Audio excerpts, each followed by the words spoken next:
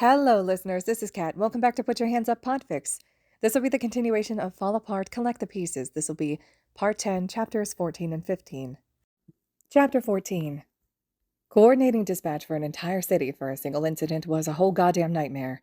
He'd been called in for one purpose.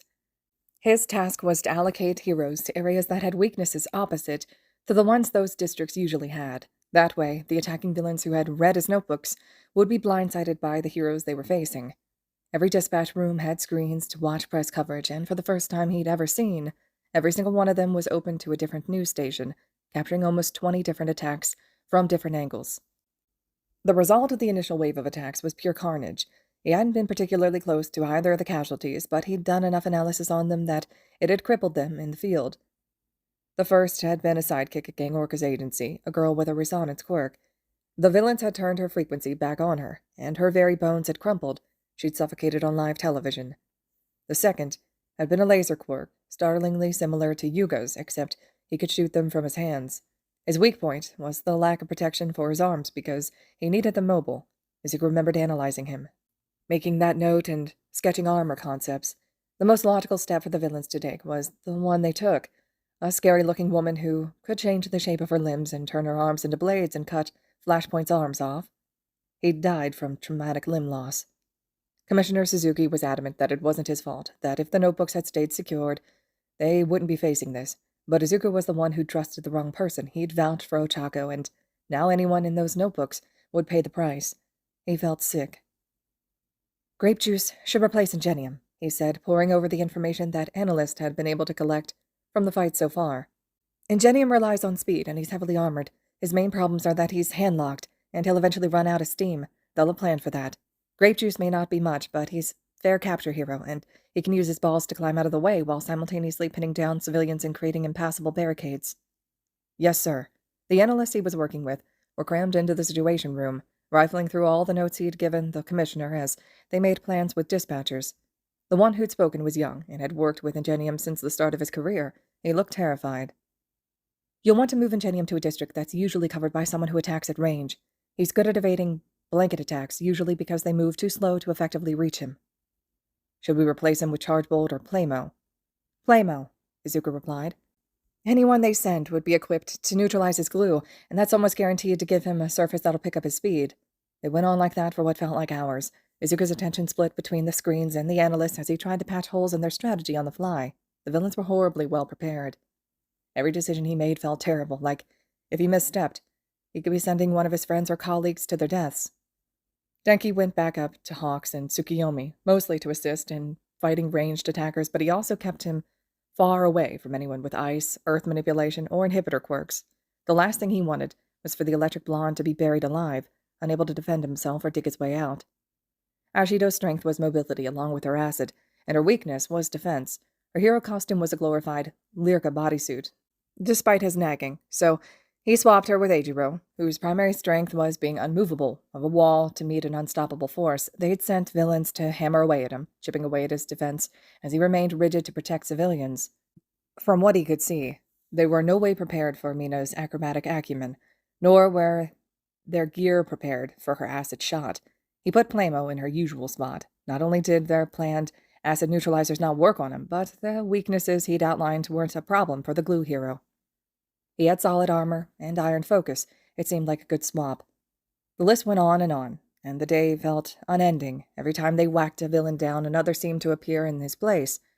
He had no idea how they'd gotten so organized so quickly. He knew his analysis was detailed, but getting this many villains to cooperate in a coordinated assault so efficiently was nearly unheard of. Even the League had more infighting. His first true scare of the day, where his heart didn't just drop but stopped in his chest, seizing his lungs and choking him, was when Kota was pinned by a desiccation quirk. Someone, he croaked. Anyone. Any analysis on the villain. How does he work? He's absorbing all of Geyser's attacks, and it looks like he's absorbing water from the air as well. Geyser's attacks are getting weaker, so are his movements. An analyst said. All quirks have limits, he uttered. More water heroes. Overload him and help replenish Geyser before his condition is critical. And if that doesn't work? Send them with quirk inhibitors. Get a capture hero in there and make them stop, Izuku yelled, eyes wide with panic. He'd promised Mandalay that he'd watch out for Kota. Kota was like his little brother. He couldn't let anything happen to him, especially born of analysis he'd made to help Kota grow. He was sickened by the thought of the countless hours they'd spent training, weekends filled with analysis as Katsuki sparred with the burgeoning water hero, taking notes so that he could share them over lunch, so that he could go back to school and train with his classmates, having gotten feedback from his mentors. Would all that time spent helping him turn around and cripple him? Would everything he'd done to help him grow put him in a grave? He could barely breathe as a new villain advanced, spewing sand onto the battlefield, further absorbing what little water Kota could produce. He nearly collapsed with relief when Manuel arrived with Backdraft, both coming in with veritable tidal waves. He bit back a sob when Gale arrived, clearing the sand to give Kota room to breathe and recover. He watched his protege fall back, supporting himself on a nearby building as Manuel helped him rehydrate. Between Gale and Backdraft, the two civilians were detained, but not without a fight. Gale was strong, but the sandstorm had abraded him, and he was in serious need of medical attention. Kota wasn't much better, dangerously dehydrated and worn, barely able to stand. He could hear dispatch giving directions to paramedic teams, relieved to hear them ordering IVs for Geyser and Backdraft over the buzzing in his ears. Someone placed a hand on his shoulder, and he turned to them, expression blank. "Take a break," the analyst murmured. "Just a few minutes, but that affected you, and you need to collect yourself, Deku." He shook his head. "I need to help them." "You're no use to them if your head isn't on straight," they said. It was a more senior analyst, and he had kind, concerned eyes. He stepped into the hall and sat, folded in on himself. He couldn't get Kota's crumpled form out of his head. Despite his better judgment, he pulled his phone out of his pocket. He ignored the hundreds of social media notifications and focused on the group chats, watching as various heroes checked in and reported their status. There were some inquiries, asking if he was going to join the fight, but Mina and Denki were quick to interject that he'd been benched by the Commission in between their own waves of attacks. Everything had gone so wrong that it wasn't even a surprise when a new text slid into the Class A alumni chat. He felt numb. "Someone tell Glasses to shut the fuck up before I stuff my entire fucking fist down his throat and do it for him." "What do you mean?" Kachan sent a link. "Deku responsible for targeted villain uprising." Sue responded to him. "I'll tell Tenya to stop talking to the media and wait for the Commission to make a statement." "Let him know he's fucking outing a potential security breach beyond Floaty's fucking idiocy. They didn't just find one in a landfill. They clearly have every single notebook he's ever fucking written in. That's not a fucking coincidence." "You and I both know that antagonizing him will only make him double down. I'll tell him that until the Commission investigates. Spreading unconfirmed info is probably dangerous." "Whatever. Just fucking do something before I rip his dick off and shove it in his fucking exhaust pipes." Izuku was barely paying attention to the chat anymore, hesitantly clicking the link Kachan had sent him. It wasn't just Ida in the article. Multiple heroes had commented in post-fight interviews, but Ida was the only one who spoke as though he had all the information. To be fair, he did have more information than most. It was just incorrect, altered information that was tinted by his personal philosophies. "It has come to our attention that the villain attacks were fueled after Deku's notebooks were discarded. His ex-wife was under the impression that they were journals, incorrectly assuming that such sensitive information would be better secured. She was unaware that he was still taking such meticulous notes on heroes' quirks without their knowledge or consent, nor that he would keep them out in the open. A rather catastrophic oversight, but we, as heroes, will do whatever we can to mitigate the damage and recover any intel that was negligently distributed." The only other statement that directly involved him was one from Shoto. "I'm not sure how this happened, and the Commission is investigating now. What I do know is that Deku has undoubtedly saved hundreds of heroes today. I recognize his strategies when I see them, and the way we were shuffled to address villain activity today feels like how he operates." This article will update as the story unfolds. He wanted to be glad that his friends were speaking up for him, but dissent spoke louder than support did, and he couldn't help but be afraid that they would taint their own names with his. He didn't have time to dwell on public perception right now. Kota had nearly died a moment ago. They needed him. He took a deep breath and got back to his feet, squaring his shoulders. He needed to keep his head in the game. Most of the analysts looked concerned as he entered the room again, but they all stayed silent as he approached. He took another breath, shaky on the exhale. He looked up at the screen's eyes catching on Katsuki's latest fight as he went. While he was always baseline worried about Kachan, he wasn't actively worried about him right now. Anything and everything in his notebooks had been addressed with the blonde already. Kachan, determined to be the best, had already adjusted for everything Izuku had to say. Now they were partners. There was little analysis over the past 5 years that hadn't been muttered directly into Kachan's ears. It's not that he didn't still write analysis about him. Katsuki just knew all the details already and was prepared. He'd be fine. "Who's next?" he asked, his voice rougher than he intended. Tsukiyomi is having trouble, the senior analyst replied. Izuku turned to the screen where he was pointing, already nodding. Send Invisible Girl to help him, he instructed. Tsukiyomi's main weakness is light. She can refract anything that comes toward him, and she has stealth on her side. Understood, sir. The good thing about the Situation Rooms was that there was no extraneous information. They were watching media coverage, but as soon as a reporter pulled commentary from civilians or the fight was over, the channel would change. He sent Ochako to 4th Kind's district to back up his sidekicks, all heavy hitters being targeted by high-density physical attacks. His mouth tasted sour as he watched her arrive, dropping onto the largest villain from above and floating him, maneuvering his body so he'd attack his own allies. If she had taken a moment to actually read what she was throwing away, none of this would have happened. But if he'd told her what was in the notebooks, it wouldn't have happened. If he'd kept them in a more secure location, if he'd never written them at all. He didn't have time to dwell on what-ifs. It had happened, and now the consequences were battering their doors down. He watched with eagle eyes as the attacks unfolded, and his second heart attack of the day came when Katsuki was smacked with brutal force, colliding with the side of a building. He knew it wasn't fatal. Kota had taken much harder hits over the years. That didn't stop the spasm of fear that lanced through him until he heard the next explosion echoing from the wreckage. As soon as he could see his partner again, he diverted his attention to the civilians at the edge of the frame, frowning as they shrieked and cowered away from the shower of metal and glass. We need someone to help with evacuation and Dynamite's location, Izuku said. Someone who can back him up, if necessary. He's been at that fight for a while. I think he has some sort of body armor, so Dynamite's explosions aren't hitting as hard, one of the analysts had said, squinting at the screen. And he packs a huge punch. Is it just impact distribution, or do you think he's heat-resistant too? Izuku asked. If he's not, Shoto would be a good backup. I think Shoto would be better off taking on Froppy's route, someone suggested. They have a villain with an ice quirk, and I can't think of anyone better suited than him. He nodded. Fine, he muttered, eyeing the screens and looking for anyone with an opening. He breathed a sigh of relief when Eijiro was done with Mina's district, and Izuku wasted no time diverting him to Katsuki's location to help with civilian evac. Eijiro was his best friend, and they worked well together. Eijiro would have his back. He was an impenetrable object, perfect for protecting fleeing innocents from harm as Katsuki relented to necessary destruction. He was up against a gigantification quirk now, and they were causing possibly irreparable damage to a high-rise. Do we have anyone with a stabilization quirk available? He asked. Anything that could help shore up the building. Barrier and Brick Break are available, the analyst offered. Send Brick Break. Barrier needs to stay on duty for civilian evacuation, Izuku said, eyes darting from screen to screen. There was footage from patrol bots, too, but a fair few of them were damaged, the quality compromised. He forced himself to look away from Katsuki's fight to monitor the other incidents. Most of them seemed to be dying down by now, and attention was being diverted to rescue. It had been hours, and they'd have to stay on alert. It could be just the first wave, after all.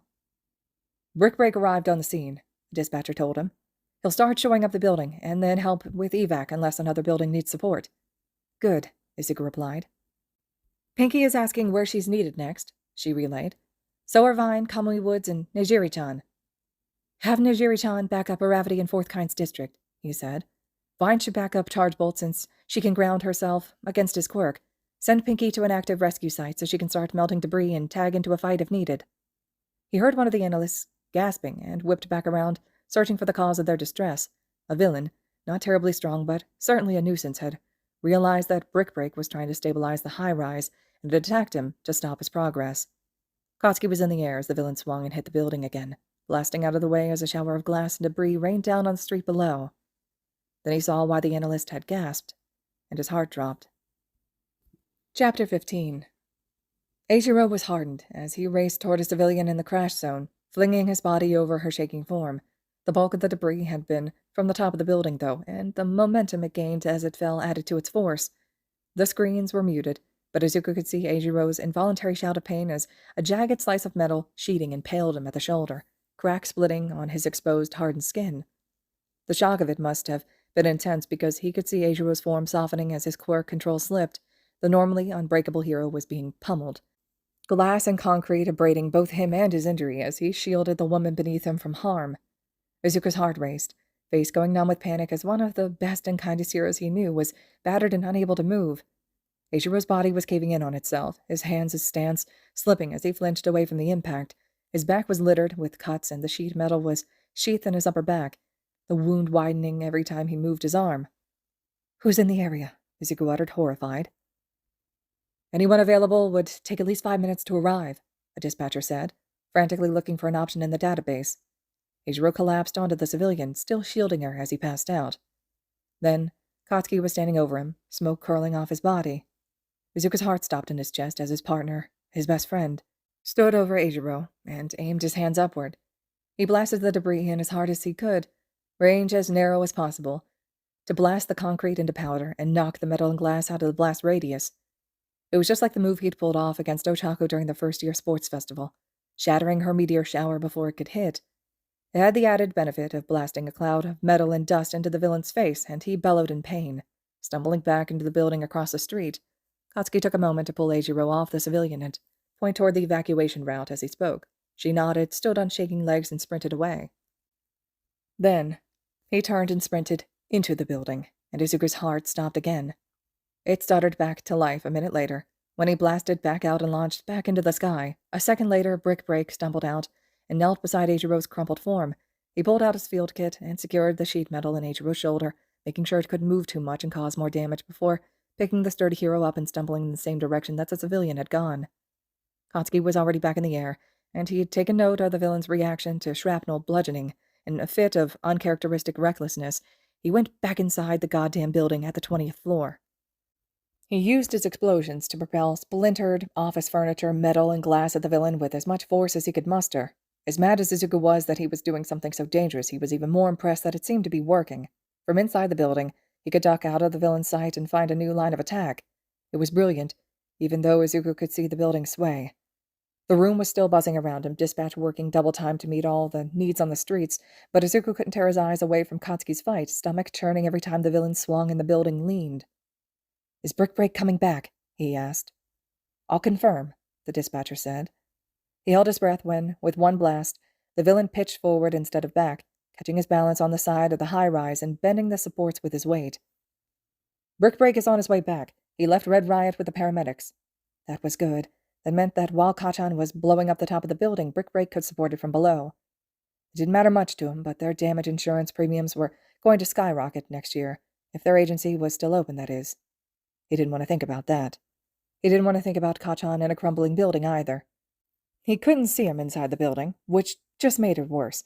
Every moment that Katsuki was out of sight was a year off of his life, he was sure of it. "Brick Break is back. Barrier is with him," the dispatcher said. The breath he'd been holding left him in a rush. Tsuburaba was an amazing hero. "I thought he was helping with evac elsewhere," he said, eyes still glued to the fight. "We figured there were enough civilians in the area to justify him being here," one of the analysts said.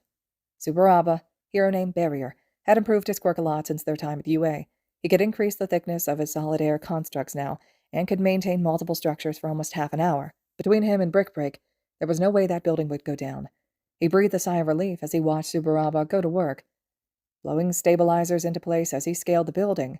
Meanwhile, Brick Break created support pillars. His quirk was similar to Cementos, but he had to manipulate concrete in a Tetris-like shape, creating rigid structures out of angular puzzles.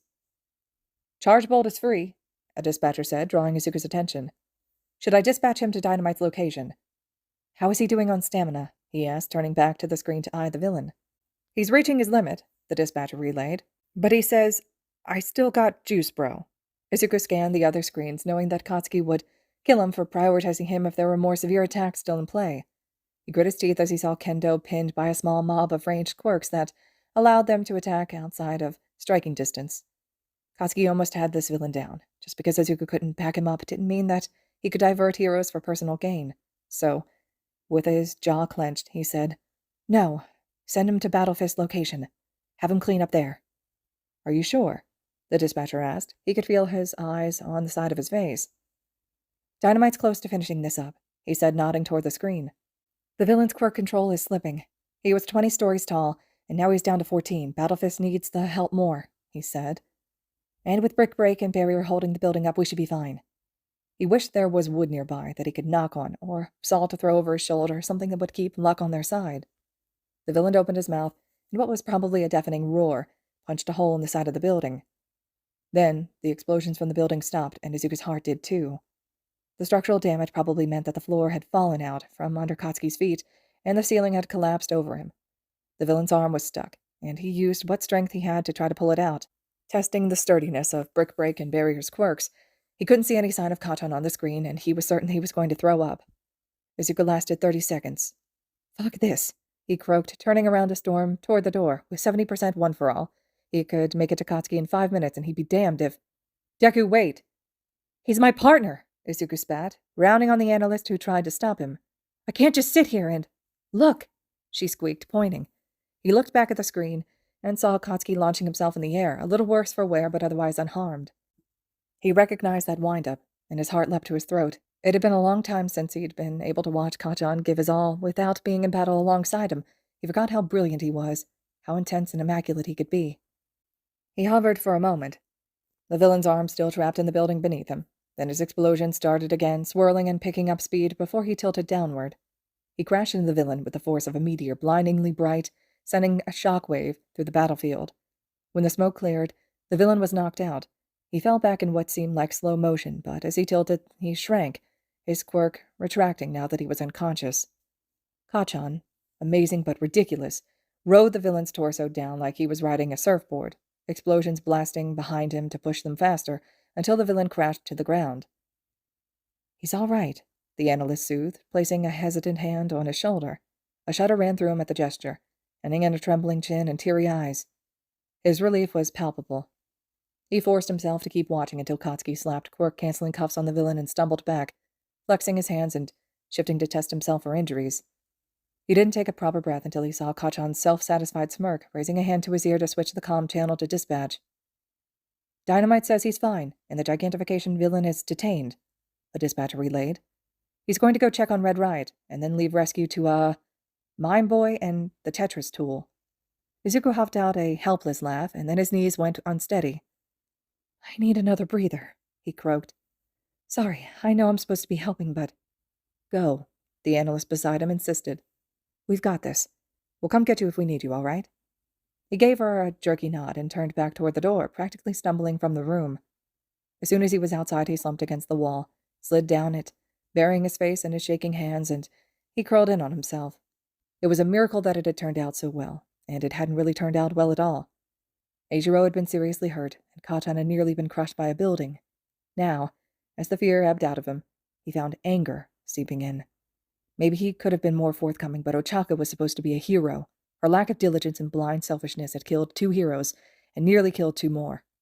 If Katan had died, he would have killed her himself. He was sure of it. As it was, after all of this was over, he was going to make her regret it. Sure, with the help of his PR team and after the commission gave their permission, but he would, no matter how long it took. But for now, he was going to focus on his friends, the friends who were in the line of fire and needed him to keep a level head. He slipped his phone out of his pocket and opened his text with Katsuki, knowing that he was unlikely to text the group unless it was to yell at them. Are you okay? I'm fine, dork. You nearly let a building fall on you, and you stood in front of a debris avalanche. I'm worried, asshole. Watch your mouth. I'm fine, I promise. Just some scratches, body armor caught the rest. What about A?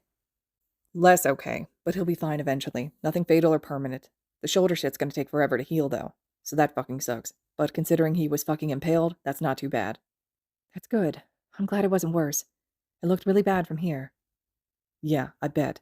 On that note, how did I look? Ask me when I'm not pissed at you. I won't do it justice right now.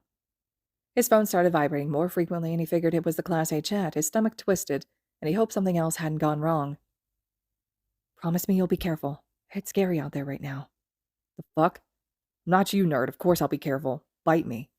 He braced himself as he switched over to the group chat, unsure of what he would find. Scrolling down from the last message he'd seen, he was relieved to find that they were mostly okay. After each battle, no matter how small, most of them sent a check-in to let their peers know they were all right.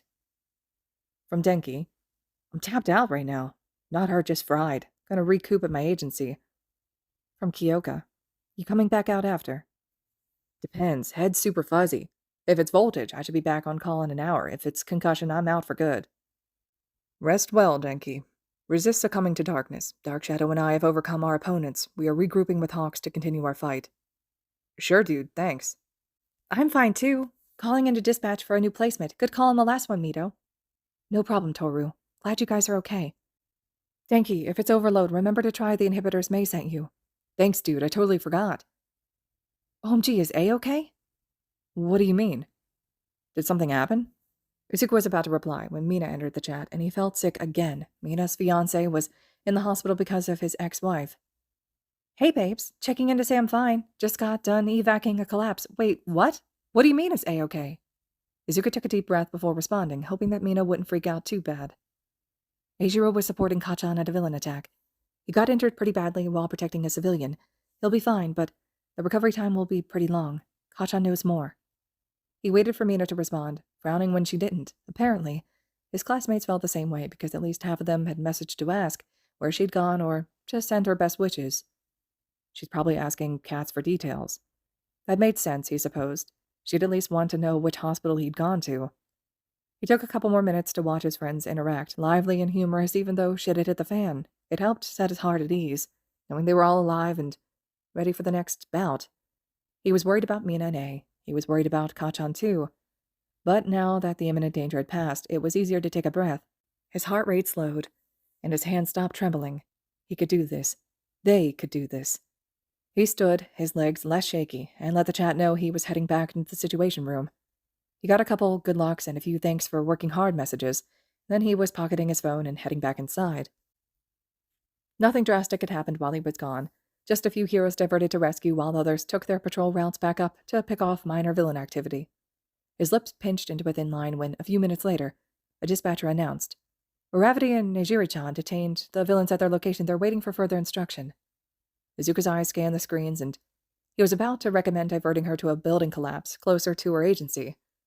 A flash of pink passed on a screen in his periphery, and he turned just in time to see Mina show up on the channel broadcasting the aftermath of Ochako's fight. Her shoulders were tight, fists clenched. His eyes widened in shock as Mina stormed up to her, grabbing her by the shoulders to turn her around. Then she wound back her arm and let her hand fly, slapping her open-handed across the face hard enough that her head snapped to the side. She teetered off balance with the force of it falling on her ass. Turn the sound on, he urged, eyes wide with shock and concern. One of the techs scrambled with the volume controls while Mina started yelling, catching the back half of what she was saying. Do you see what you've done? Mina screamed as Ochako stared up at her in shock.